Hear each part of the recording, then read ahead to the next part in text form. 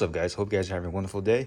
So I'm finally pulled the trigger to run Cobb's Stage 2, which is their next gen, not their older Stage 2. Their older Stage 2 was only the downpipe. Now it's due to the green speed and the carbon stuff.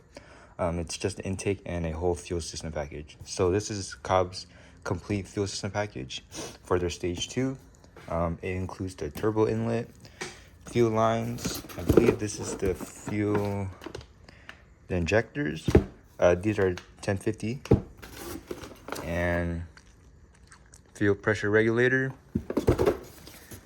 This should be the AEM 340. This will allow me to run E85 once I go to my next step, which I'll show you guys later on. And this should be the fuel rails, I guess. Yep, fuel rails.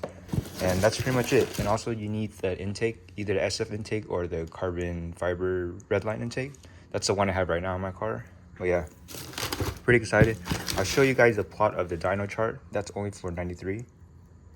But I'll be running 91, not even the good 91, just the ACN, which is the Arizona, California, Nevada 91, which is pretty crappy, but this will do until I get a Pro Tune.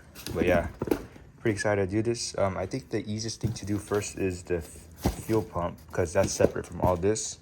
And then once I get the intake manifold off, I can do the turbo inlet, fuel lines, fuels, everything. But yeah, pretty excited. Next video, I'll show you guys how to install the fuel pump. So hopefully it doesn't go that bad. I still have pretty full tank of gas, so I might have to siphon that out. But yeah, pretty excited. So thank you guys so much for watching, and I hope you're driving your dream car.